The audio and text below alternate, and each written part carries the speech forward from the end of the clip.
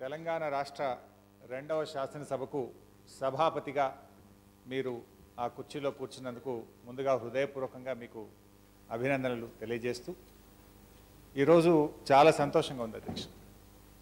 తెలంగాణ తొలిదశ ఉద్యమంలో 1969లో ఒక ఉద్యమకారుడిగా ఒక విద్యార్థి నాయకుడిగా ఉద్యమం చేసి అరెస్ట్ అయ్యి జైళ్లలో పడి మలిదశ ఉద్యమంలో కేసీఆర్ గారి నాయకత్వంలోనే తెలంగాణ సాధ్యమని చెప్పి ఆ రోజు తెలుగుదేశం పార్టీకి పదవికి శాసన సభ్యత్వానికి రాజీనామా చేసి కేసీఆర్ గారి నాయకత్వంలో తిరిగి ఉప ఎన్నికల్లో గెలుపొంది కేసీఆర్ గారి నాయకత్వంలో ఉద్యమాల్లో పాల్గొని తెలంగాణ రాష్ట్రాన్ని సాధించుకొని ఈ తెలంగాణ శాసనసభలోనే సభాపతిగా మీరు ఆ కుర్చీలో కూర్చోవడం అంటే ఇది మీకే కాదు ప్రతి తెలంగాణ ఉద్యమకారుడికి దక్కినటువంటి గౌరవంగా ఈరోజు మనం చెప్పుకోవాల్సి ఉంటుంది అధ్యక్ష.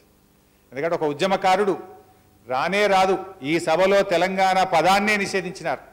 తెలంగాణని మాట్లాడితే ఈ సభ నుంచి బయటకు గెంటేసినటువంటి ఈ సభలో మీరు విద్యార్థిగా ఉద్యమించి కేసీఆర్ నాయకత్వంలో మలిదశ ఉద్యమంలో ఉద్యమించి ఈ తెలంగాణ సభకే సభాపతిగా మీరు కూర్చోవడం అనేటువంటిది ఇది ప్రతి ఉద్యమకారుడికి ప్రతి ఒక్కరికి దక్కిన ఒక గొప్ప గౌరవం. ఇది ఒక గొప్ప అనుభూతి అధ్యక్ష.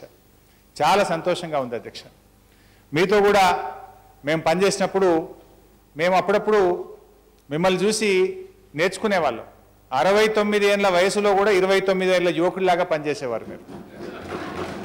మోకాళ్ళ నొప్పులున్నా అనారోగ్యం ఉన్నా అసలు లెక్క చేసేవారు కాదు. పొద్దున్నే కేర్ హాస్పిటల్ నుంచి డిశ్చార్జు మళ్ళా గంటకు చూస్తే బాన్స్వాడ. అసలు ఎప్పుడు చూసినా కూడా ప్రజల మధ్య ఉండేవాళ్ళు. మనం తిరుపతికి వెళ్ళాం, అక్కడ కూడా మీరు అనారోగ్యం పాలైతే మిమ్మల్ని నేనే ఆసుపత్రిలో జాయిన్ చేశాను. అనేక సార్లు మీతో పాటు పనిచేసినాం. పరకాల ఉప ఎన్నిక వచ్చింది, అప్పుడు ఆ పరకాల ఉప ఎన్నికల్లో మనం కలిసి పనిచేసినాం అధ్యక్ష. ఆత్మకూరు మండలంలో మీకు ఇన్ఛార్జిగా ఇస్తే అక్కడ ఒక ఇల్లు కిరాయికి తీసుకొని ఒక కార్యకర్తలాగా ఒక ఉద్యమకారుల్లాగా ఆత్మకూరులో పరకాల ఉప ఎన్నికల్లో మీరు పనిచేసినటువంటి తీరు చూస్తే మీ నుంచి మేము చాలా నేర్చుకున్నాం అధ్యక్ష. నిజంగా ఈరోజు ఒక ఉద్యమకారుడు ఈ సభలో అపారమైనటువంటి అనుభవం కలిగినటువంటి వ్యక్తి మీరు.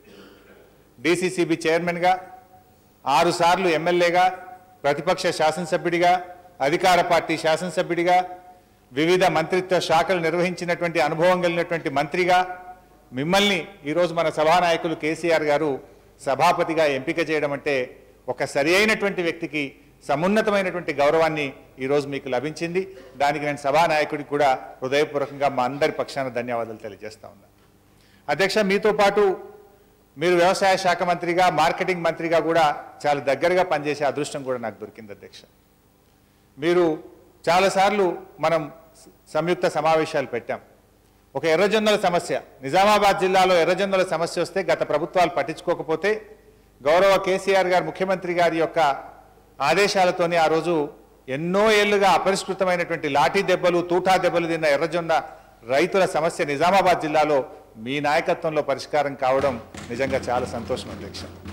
అలా చెప్పుకుంటూ పోతే సోయాబీన్ రైతుల కోసం కానీ ఇలా ప్రతి పంటకు కూడా మద్దతు ధర లభించడం, ఒక నిజంగా ముఖ్యమంత్రి గారు మిమ్మల్ని లక్ష్మీపుత్రుడని మీకు ఎట్లయితే నామకరణం చేసినారో మీ నాయకత్వంలో తెలంగాణ రైతాంగానికి గడిచిన 4.5 ఏళ్ళు ఒక స్వర్ణయుగం, ఒక గొప్ప విప్లవాత్మకమైనటువంటి మార్పును మనం తీసుకురాగలిగాం.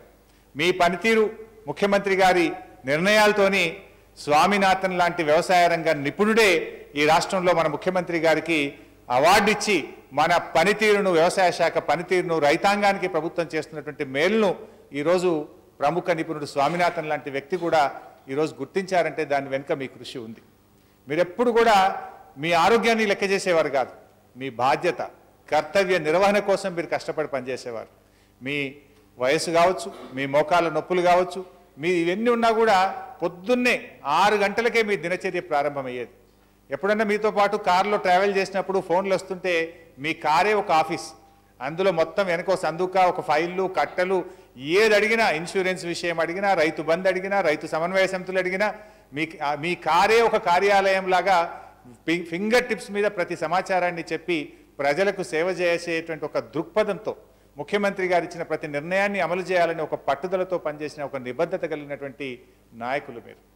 ముఖ్యంగా రైతు సమన్వయ సమితులు ఒక కొత్త విప్లవాత్మకమైన నిర్ణయం తీసుకున్నప్పుడు మీరు మహమూద్ అలీ గారు గౌరవనీయులు అప్పటి రెవెన్యూ మంత్రిగా, వారు వ్యవసాయ శాఖ మంత్రిగా, మీరు రాష్ట్రమంతా 30 జిల్లాలు తిరిగి రైతు సమన్వయ సమితులను మీరు చైతన్యపరిచినటువంటి తీరు, రైతు సమన్వయ సమితుల ఏర్పాటు విషయంలో ఒక గొప్ప నిర్ణయాన్ని అమలు చేసే విషయంలో మీ కృషి చాలా అభినందనీయం అధ్యక్ష. ఇలా చెప్పుకుంటూ పోతే మీ గురించి చాలా చెప్పొచ్చు అధ్యక్ష. నిజాం సాగర్ రైతుల కోసం మీరు పడిన తపన, నేను నీళ్ల మంత్రిగా అప్పట్లో దాని లైనింగ్ విషయంలో కానీ, సింగూరు నుంచి నీటి విడుదల విషయంలో కానీ, నిజాం సాగర్ ఆధునీకరణ విషయంలో కానీ, అంటే ఒక రైతు తన స్వంత పొలానికి నీళ్ల కోసం ఎలా తపన పడతారో నిజాం సాగర్ రైతులతోని, నిజాం సాగర్ ప్రాజెక్టుతోని కూడా మీకు అంత అభినవమైనటువంటి సంబంధం ఉంది.